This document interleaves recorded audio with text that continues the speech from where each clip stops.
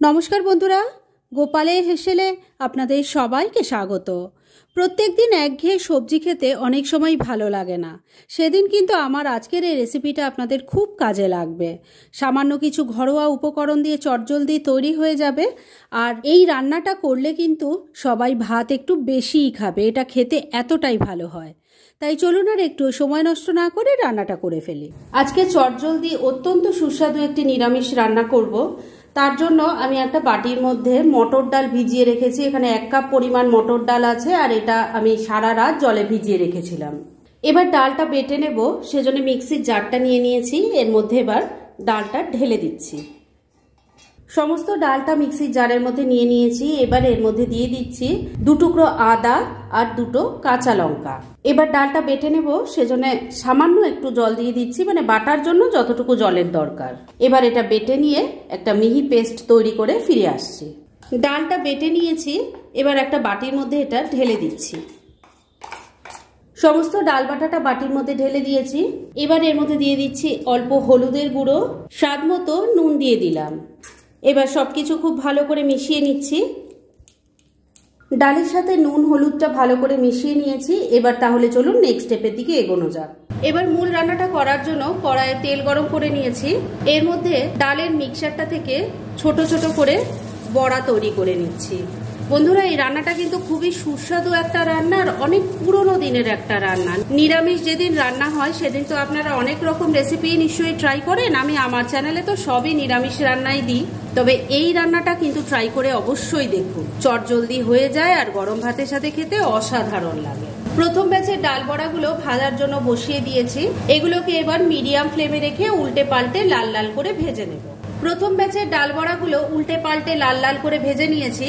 এবার এগুলো আমি সব তুলে নিচ্ছি, আর বাদ বাকিগুলো এইভাবে ভেজে নিয়ে তারপর নেক্সট স্টেপের দিকে এগোচ্ছি। সেকেন্ড ব্যাচের ডাল বড়াগুলো ভাজার জন্য বসিয়েছি, আর ওগুলো ভাজা হতে হতে এই রান্নার মশলাটা তৈরি করে নিচ্ছি।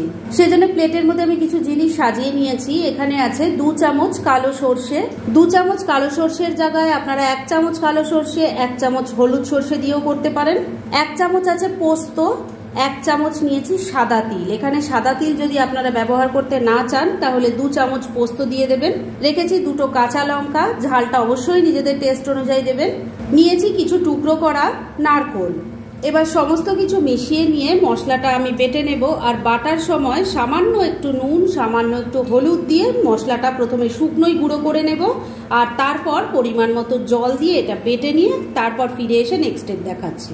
মশলাটা দেখুন বেটে নিয়েছি, আর ওদিকে সমস্ত ডাল বড়াগুলো ভাজা হয়ে গেছে। এবার একটা টিফিন বক্স নিয়ে নিয়েছি, এর মধ্যে মশলাটা ঢেলে দিচ্ছি। মিক্সির জারটায় অনেকটা মশলা লেগে আছে, তাই অল্প জল নিয়ে দিয়ে দিলাম। এবার এর মধ্যে এক এক করে আমি কিছু জিনিস দেব। প্রথমে দিয়ে দিচ্ছি অল্প হলুদের গুঁড়ো, অল্প একটু কাশ্মীরি মির্চ পাউডার দিয়ে দিলাম, অল্প একটু কালো জিরে দিয়ে দিচ্ছি স্বাদ মতো নুন, অল্প একটু চিনি দিয়ে দিচ্ছি একটু কাঁচা সর্ষের তেল। সবকিছু খুব ভালো করে মিশিয়ে নিচ্ছি। বন্ধুরা, আপনারা আমার রেসিপি দেখার সাথে সাথে আমার ফেসবুক পেজ গোপালের হেসেল, তাতেও ভিজিট করতে পারেন। ডেসক্রিপশন বক্সে লিংক দেওয়া আছে।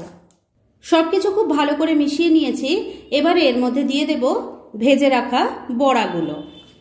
বন্ধুরা, অনলাইন শপিং আমরা এখন সারা বছর সবাই করি, তাই ঘরে বসেই যদি নামি দামি ব্র্যান্ডেড কোম্পানির চয়েসেবল জিনিস অবিশ্বাস্য কম দামে পেতে চান, তাহলে ডেসক্রিপশন বক্সে টেলিগ্রাম লিংক বলে একটা লিংক দেওয়া আছে, সেখান থেকে আপনারা ভিজিট করতে পারেন আর মনের মতো যাবতীয় জিনিসপত্র কিনে নিতে পারেন, সেটাও কিন্তু প্রচুর প্রচুর ডিসকাউন্টের সাথে। কথায় কথায় সমস্ত বড়াগুলো মশলার মধ্যে দিয়ে মশলার সাথে খুব ভালো করে মিশিয়ে নিয়েছি। এবার ওপর থেকে দিয়ে দিচ্ছি 3টে পাকা লঙ্কা, দিয়ে দিচ্ছি আরেকটু কাঁচা সর্ষের তেল। এবার এই টিফিন বক্সের ঢাকনাটা আটকে দিচ্ছি, আর এটাকে এবার স্টিমে বসাবো। তার ব্যবস্থা করে ফিরে আসছি। এবার টিফিন বক্সটাকে স্টিমে বসাবো, সেজন্য একটা ডেচকির মধ্যে অল্প জল নিয়ে গরম করে নিয়েছি, আর তার মধ্যে একটা স্ট্যান্ড বসিয়ে দিয়েছি।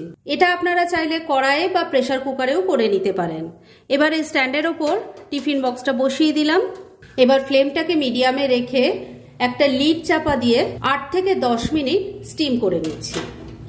প্রায় মিনিট 8 আমি স্টিম করে নিয়েছি, এবার ঢাকা সরাচ্ছি। ডালের বড়া ভাপা এবার কিন্তু একদম রেডি। গ্যাসটা বন্ধ করে দিলাম। তবে এক্ষুনি টিফিন বক্সটা আমি এই ডেচকিটা থেকে বার করতে পারছি না, কেননা দেখতেই পাচ্ছেন প্রচণ্ড গরম আছে। তাই এটাকে আমি এখন এরকমই রেখে দিচ্ছি, ঠান্ডা হোক, তারপর বার করে আমি দেখাবো রান্নাটা কেমন হয়েছে। ফ্রেন্ডস, আমার আজকের এই দুর্দান্ত স্বাদের নিরামিষ রেসিপি একদম রেডি হয়ে গেছে এবং আমি সার্ভ করে দিয়েছি গরম ভাতের সাথে। এটা খেতে কিন্তু ভীষণ ভালো লাগে।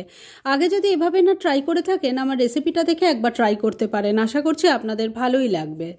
আর এরম ধরনের অনেক ভালো ভালো নিরামিষ রান্নার রেসিপি আপনারা গোপালের হেসেল সার্চ করলেই পেয়ে যাবেন, যার মধ্যে থেকে কিছু কিছু আমি সাজেস্টেড বক্সেও দিয়ে দেব, সেখান থেকেও আপনারা দেখে নিতে পারেন। তাই গোপালের হেসেল অবশ্যই ভিজিট করুন। আর আপনারা কেমন ধরনের রেসিপি চাইছেন সেটাও কিন্তু আমাকে জানাতে পারেন। আমি চেষ্টা করব সেসব রেসিপিগুলো আপনাদের সাথে শেয়ার করার। আর আমার আজকের এই রেসিপি যদি আপনাদের ভালো লাগে আর ইউজফুল বলে মনে হয়, তাহলে যারা এখনও আমার চ্যানেলটাকে সাবস্ক্রাইব করেননি তারা প্লিজ প্লিজ সাবস্ক্রাইব করুন। তাহলে আজকের মতো এখানেই শেষ করছি। পরদিন আবার এরকমই কোনো ভালো রেসিপি নিয়ে চলে আসব। আপনারা সবাই খুব ভালো থাকুন, সুস্থ থাকুন।